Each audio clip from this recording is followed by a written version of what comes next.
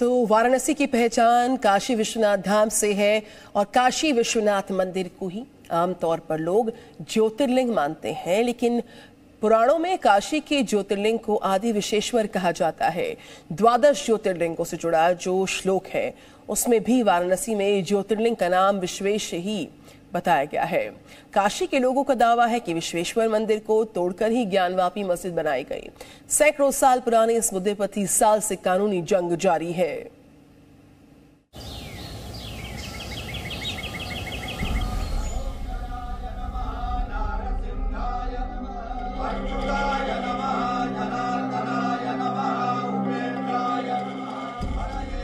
काशी की पहचान महादेव शिव से है, जिनके 12 ज्योतिर्लिंगों में सबसे विशेष महत्व विश्वनाथ का ही है।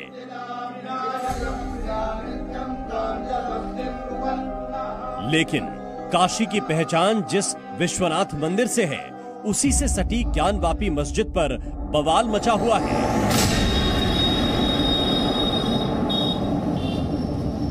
हिंदू समुदाय के लोगों का आरोप है कि ज्ञानवापी मस्जिद मुगल शासक औरंगजेब की बर्बरता की निशानी है। ये मस्जिद नहीं बल्कि पौराणिक विश्वेश्वनाथ ज्योतिर्लिंग का धाम है, जिसे औरंगजेब के हुक्म पर ध्वस्त करवा दिया गया था।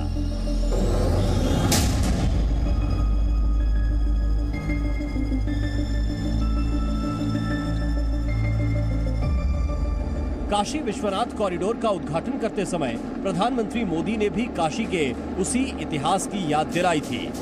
अगर हम ग्रंथों को देखेंगे, शास्त्रों को देखेंगे, इतिहासकारों ने भी वृक्षों, सरोवरों, तालाबों से घिरी काशी के अद्भुत स्वरूप का बखान किया है।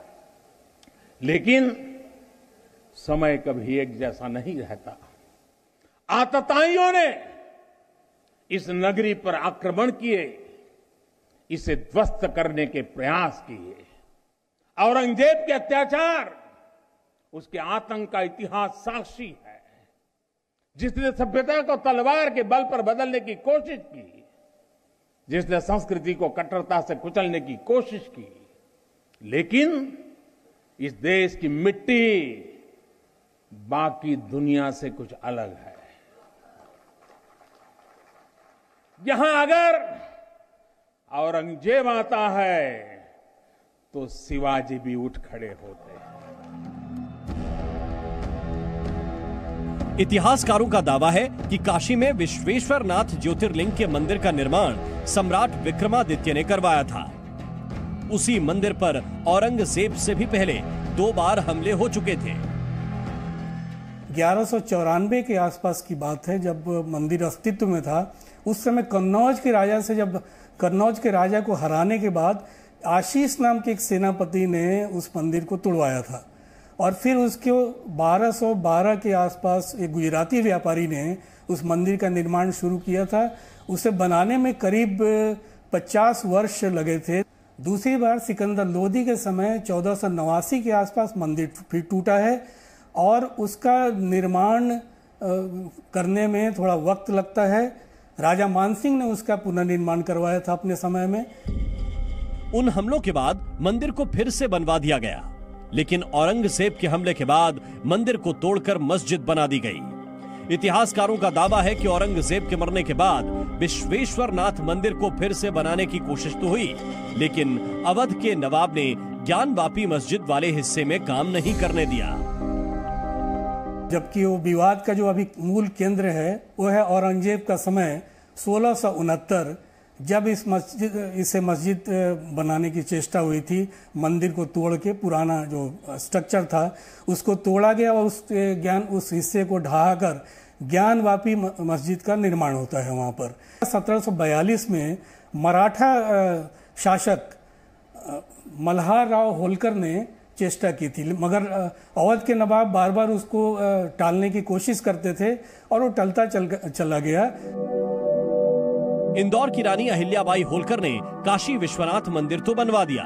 हार्वर्ड यूनिवर्सिटी की प्रोफेसर डायना एल ईक ने अपनी किताब बनारस सिटी ऑफ लाइट में लिखा है कि 1809 में हिंदुओं ने विश्वनाथ मंदिर और ज्ञानवापी मस्जिद के बीच खाली जगह पर मंदिर बनाने की कोशिश की, जिससे तनाव बढ़ गया। कुछ दिन बाद एक ही दिन होली और मुहर्रम था। उसी दौरान हिंदू और मुस्लिम पक्ष के लोगों में खूनी झड़प हुई, जिसमें कई लोग मारे गए।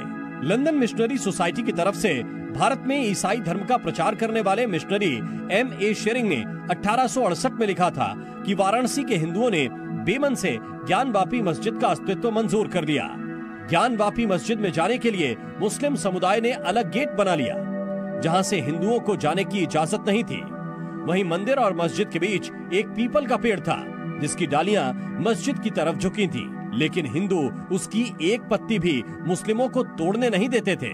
Presenting B News app, available on Google Play and App Store. Download it now.